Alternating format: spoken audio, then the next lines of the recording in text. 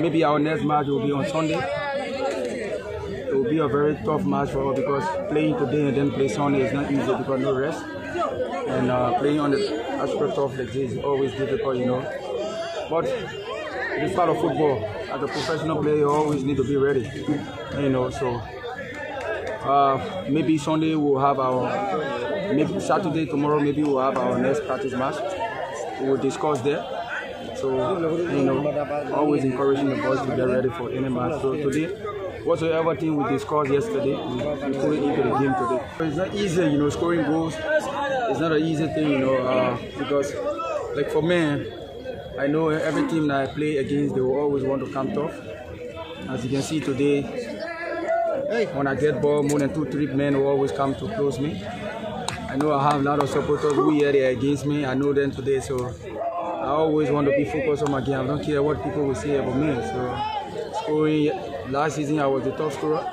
I want to prove to people that I'm a good goal scorer. So it don't matter playing for big team or small team. I can still prove this season again to be a top scorer. Now I have 11 goals. So I believe maybe our next match I will score. Even though I didn't score today, I had a lot of chances to score, but I was not lucky to score today. So yeah, the motivation is there because our officials yesterday they gave all players their salary, their last salary yesterday. So you know the motivation is there. So for today, all players were happy because they get their salary, and that's one of the most important things.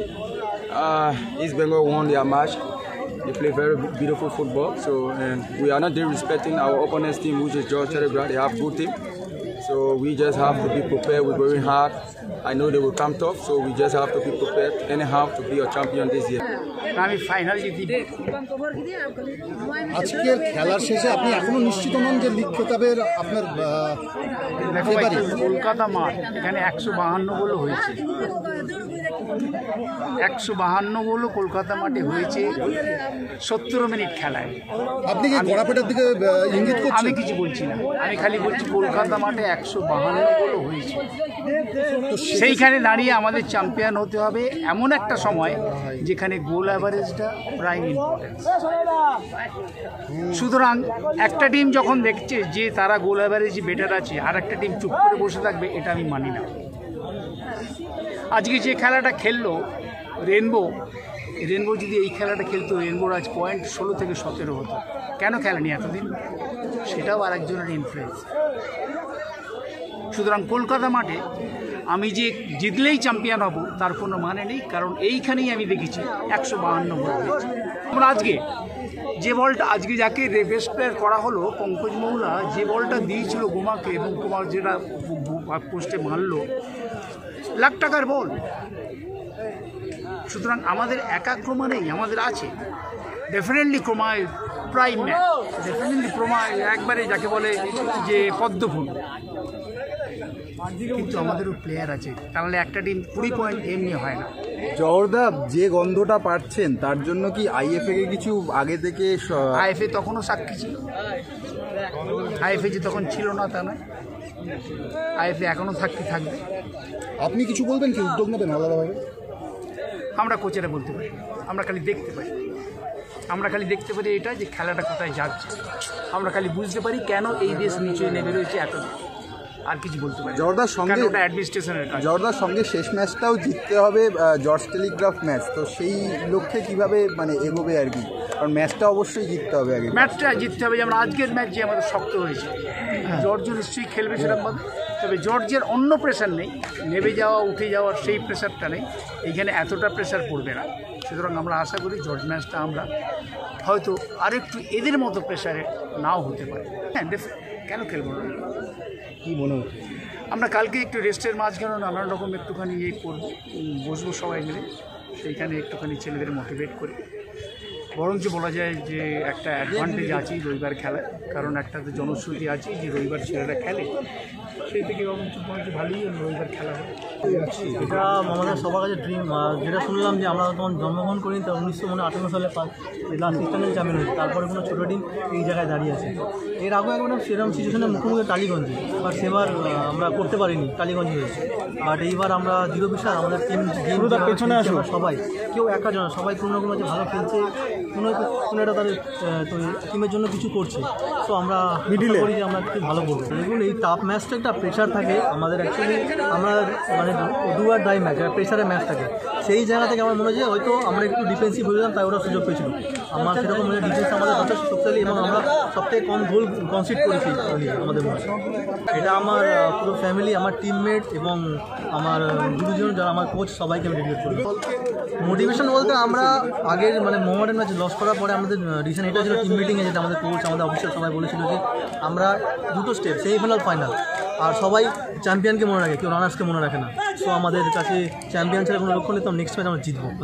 Always সবসময় special, champion হওয়াটা একটা আলাদা special. যে যখনই ভালো খেলি আর সেটা আলাদা, আগেও ভালো ঠিক আছে খেলেছি, মোহামেডানেও রানার্স হয়েছি, বাট চ্যাম্পিয়নশিপের একটা যে আলাদা মানে টেস্ট, ওটা কোনো মানে ভাষায় প্রকাশ করা সম্ভব না। আমি মোহনবাগানে যখন ছিলাম তখনও আই লিগ পেয়েছিলাম, কিন্তু সেই খুশিটা আমি জানি, কিন্তু সেই হিসাবে আমরা ট্রাই করছি এই ম্যাচটাকেও জেতার, লিগটাকে জেতার জন্য। আমাদের কোচ বলেছে যে বাংলার ফুটবলের জন্য তোমরা খেলো। এখন লাস্টের দিকে চলে এসেছি, বাঙালি প্লেয়ারদের অনেকে নিতে চাইছে না বাইরের স্টেটে, কিন্তু বাইরের স্টেটের প্লেয়াররা আমাদের এখানে খেলছে, তো আমরা বাঙালি গিয়ে কোথায় খেলবো? বাইরে তো কেউ নিচ্ছে না আমাদের। ওই জন্য কোচ বললো যে একটা ছোটো টিম যদি চ্যাম্পিয়ন হয়, অনেক বাঙালি ছেলে খেলছে, বাঙালি ছেলের সুযোগ পায়। মোটিভেশন এখন আমার কাছে কিছুই নেই, আগে এই ম্যাচ লাস্ট ম্যাচ আছে, লাস্ট ম্যাচ শেষ করবো, তারপরে চিন্তা ভাবনা করবো আগের থেকে।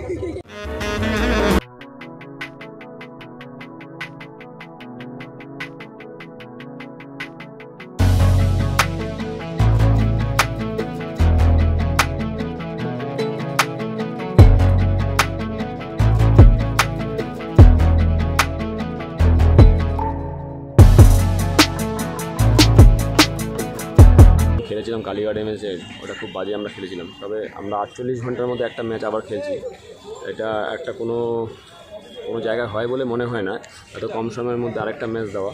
তবে যাই হোক, এখন আর চাপের মধ্যে খেলতে হচ্ছে এবং পিয়ারলে একটা চ্যাম্পিয়নশিপের মতন টিমে আছে, টিমের সাথে সুতরাং নো ডাউট আমাদের টিম অনেক ভালো বেটার চান্স পেয়েছিল, অনেকগুলো পেয়েছিল চান্স, কিন্তু সেগুলো ইউটিলাইজ করতে পারেনি।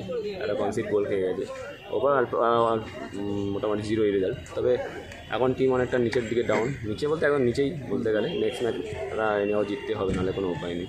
সেটাই। সৌমিকদা, তুমি দলে আসার পরে দলটায় আমূল পরিবর্তন হয়েছে, দলের খেলাও কিন্তু অনেক উন্নতি হয়েছে, কিন্তু ম্যাচ না জেতার জন্য এই জায়গাটা তো কীভাবে দেখছো? আগেতেই প্রথম থেকে যদি সময় পেতে তাহলে হয়তো অনেক কিছু করা যেত। এটা একটা বিরাট একটা ইস্যু হয়ে দাঁড়িয়েছিল, কারণ আমি তো 6টা ম্যাচের পর আমি দায়িত্ব নিয়েছি। সেই জায়গায় 6 ম্যাচে 6 পয়েন্ট ছিল। সেটা এখন আমি বুঝতে পারছি যে টিমটার একটা ফিজিক্যাল কন্ডিশন খুব খারাপ, ফিজিক্যাল, তারপর গোল স্কোরিংয়ের জায়গাটা খুব খারাপ। সেই জায়গাগুলো ফুলফিল হয়নি। সেটা আমি এই 4 দিন আমি 4 দিন প্র্যাকটিসের মধ্যে 4টে ম্যাচ খেলেছি।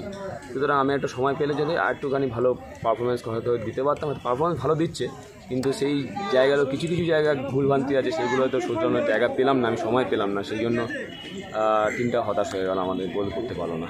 সৌমিকদা, একটা ছবি ধরা পড়লো ম্যাচের শেষে, তুমি সাধারণত খুব ঠান্ডা মাথার ছেলে, কিন্তু দেখলাম যে এক কর্মকর্তার সঙ্গে রীতিমতো এটা কিছু না, এটা সামান্য ঘটনা, এটার সাথে কোনো ব্যাপার নেই। কোথাও গিয়ে মনে হয় যে মানে এত তুমি একটা সিনিয়র ফুটবলে এত উচ্চ পর্যায়ে খেলে, না, এটা কিছু হয়নি। এটা একটা জাস্ট ওদের মধ্যে একটা ঝামেলা, জাস্ট আমার সাথে কিছু হয়নি। এটা একটা ভুল বোঝাবুঝি হয়েছে, এটা কোনো ব্যাপার না, এটা কোনো বড় ইস্যু না, এটা নিয়ে কোনো চিন্তা করো না।